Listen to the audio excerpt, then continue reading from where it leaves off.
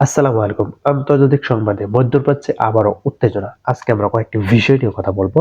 যেরকম ইরানের সেনাবাহিনীতে বিপুল সংখ্যক ড্রোন সংযোজন, আব্রাহাম চুক্তিতে যোগ দেওয়ার বিষয় নিয়ে যা বলল পাকিস্তান, ইরানের উপর ইউর নিষেধাজ্ঞা। সর্বশেষ আমরা যেটা আলোচনা করব সেটা হচ্ছে যুক্তরাষ্ট্র ইরান উত্তেজনায় মধ্যস্থতা দেবে তুরস্ক। তো ভিডিওটা খুবই গুরুত্বপূর্ণ হতে যাচ্ছে, অবশ্যই ভিডিওটা আপনারা সম্পূর্ণ দেখে যাবেন। ইরানের সেনাবাহিনীতে বিপুল সংখ্যক ড্রোন সংযোজনের কারণ কি? কারণ হচ্ছে গত জুনে যখন তারা আক্রমণ করেছিল ইরানের উপর, তখন কিন্তু তারা ওই পরিকল্পনা থেকে শিক্ষা নিয়েছে যে ওখান থেকে তারা শিক্ষা নেওয়ার পরে ড্রোন তৈরি করেছে এবং একটা ড্রোন অনেক শক্তিশালী, কারণ ভবিষ্যতে হয়তো হামলা করতে পারে, সেই সুবাদে তারা আগে থেকে প্রস্তুত নিয়েছে যে ড্রোন, অর্থাৎ অনেকগুলো ড্রোন তারা তৈরি করে ফেলেছে। তো চলুন আমরা একটু জানি বিস্তারিত। যুক্তরাষ্ট্রের সঙ্গে উত্তেজনা যখন তুঙ্গে, তখন ইরানের সেনাবাহিনীতে 1000 নতুন ড্রোন যুক্ত করা হয়েছে। একই সঙ্গে যে কোনো হামলার জবাবে কঠোর ও ধ্বংসাত্মক প্রতিক্রিয়া দেওয়ার হুঁশিয়ারি দিয়েছেন দেশটির সেনাপ্রধান। বৃহস্পতিবার 29 জানুয়ারি রাষ্ট্রীয় টেলিভিশনের বরাতে বার্তা সংস্থা এএফপি এ তথ্য জানিয়েছে। প্রতিবেদনে বলা হয়, যুক্তরাষ্ট্র যখন মধ্যপ্রাচ্যে জলসীমায় একটি নৌবহর মোতায়েন করেছে, সেই প্রেক্ষাপটে ইরান এই পদক্ষেপ নিল। ইরান এত সহজে আগে আক্রমণ করবে না কখনোই। যখন তারা আক্রমণের জন্য চেষ্টা করবে তখন তারা আক্রমণ করবে। তারা এই প্রস্তুতি তো নিত না। এই যে নৌবহর যেহেতু পাঠিয়েছে, সেই জন্য তারা আগে থেকে পূর্ব প্রস্তুতি নিয়ে রেখেছে।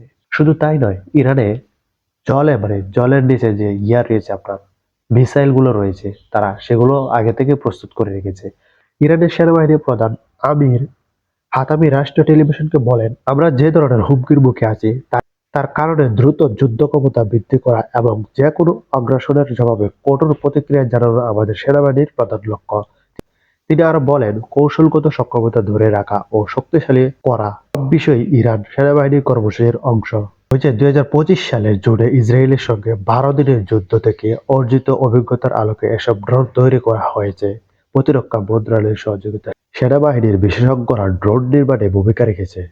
ড্রোনগুলো ধ্বংসাত্মক, আক্রমণাত্মক, গোয়েন্দা ও ইলেকট্রনিক যুদ্ধ, এই 4টি শ্রেণীতে নকশা করা হয়েছে। অত্যাধুনিক প্রযুক্তি এসব ড্রোন স্থল, সমুদ্র ও আকাশ সীমানা জুড়ে স্থির ও চলমান যে কোনো লক্ষ্যবস্তুতে আঘাত হানতে সক্ষম। আব্রাহাম চুক্তিতে যোগ দেওয়ার বিষয়ে পাকিস্তান যা বলল। ইসরায়েলের সঙ্গে সম্পর্ক স্বাভাবিক করার জন্য আব্রাহাম চুক্তিতে যোগ দেওয়ার বিষয়ে নিজেদের অবস্থান স্পষ্ট করেছেন পাকিস্তান। দেশটির পররাষ্ট্র দপ্তরের মুখপাত্র তাহির হুসেন আন্দ্রাবি বলেছেন, ইসরায়েলের সঙ্গে সম্পর্ক স্বাভাবিক করতে আব্রাহাম চুক্তিতে যোগ দেবে না ইসলামাবাদ। একই সঙ্গে ফিলিস্তিন ইস্যুতে নিজেদের অবস্থান অপরিবর্তিত রয়েছে বলেও জানান তিনি। বৃহস্পতিবার 29 জানুয়ারি জিও নিউজের এক প্রতিবেদনে এসব তথ্য জানানো হয়। ইসলামাবাদের সাপ্তাহিক ব্রিফিংয়ে আব্রাহাম চুক্তির সঙ্গে বোর্ড অব পিসে পাকিস্তানের অংশগ্রহণকে যুক্ত করে প্রকাশিত প্রতিবেদনে নাকচ করেন তাহির আন্দ্রাবি। পররাষ্ট্র মন্ত্রণালয়ে এই মুখপাত্র বলেন, শান্তির বোর্ডে যোগদানে আব্রাহাম চুক্তির কোনো সম্পর্ক নেই। যুক্তরাষ্ট্র ইরান উত্তেজনায় মধ্যস্থতার প্রস্তাব দিবে তুরস্ক। তুরস্ক এই বিষয় নিয়ে খুবই গুরুত্বপূর্ণ আলোচনা করেছেন। আমরা একটু আলোচনাটা শুনি। যুক্তরাষ্ট্র ও ইরানের মধ্যে চলমান উত্তেজনায় নিরসনের মধ্যস্থতা প্রস্তাব দেবে তুরস্ক। শুক্রবার ইরানের পররাষ্ট্রমন্ত্রী আব্বাস আরাগচির সফরের সময় এ প্রস্তাব দেওয়া হবে। একই সঙ্গে পরিস্থিতি আরো অবনতি হলে সীমান্ত নিরাপত্তা জোরদারের বিষয়টিও বিবেচনা করছে আশঙ্কারা। বৃহস্পতিবার 29 জানুয়ারি এএফপির এক প্রতিবেদনে এসব তথ্য জানানো হয়। ইরানের পররাষ্ট্রমন্ত্রী আব্বাস আরাগচির শুক্রবারের সফরটি এমন এক সময় হচ্ছে যখন যুক্তরাষ্ট্রের প্রেসিডেন্ট ডোনাল্ড ট্রাম্প চলতি মাসের শুরুতে ইরানের প্রাণঘাতী বিক্ষোভ দমনের ঘটনায় দেশটির বিরুদ্ধে সামরিক হামলার হুমকি দিয়েছেন। সোমবার যুক্তরাষ্ট্রে একটি নৌবহর মধ্যপ্রাচ্যের জলসীমানায় পৌঁছেছে। ট্রাম্প সতর্ক করে বলেছেন, প্রয়োজনে ইরানে হামলা চালাতে তারা সক্ষম। নাম প্রকাশে অনিচ্ছুক তুর্কি এক কূটনৈতিক জানিয়েছে, তুরস্কের পররাষ্ট্রমন্ত্রী হাকান ফিদান শুক্রবার ওয়ারাগচিকে জানাবেন যে আশঙ্কারা সংলাপের মাধ্যমে বর্তমান উত্তেজনায় নিরসনের অবদান রাখতে প্রস্তুত।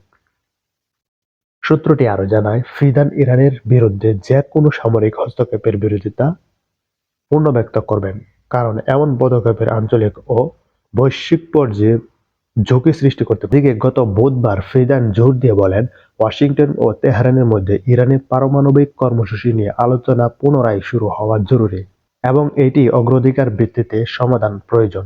আল জাজিরা টেলিভিশনকে তিনি বলেন, যুক্তরাষ্ট্র যদি ইরানে হামলা চালায় তাহলে এটি হবে একটি ভুল সিদ্ধান্ত, কারণ ইরান পারমাণবিক ইস্যুতে আবারও আলোচনায় বসতে চায়।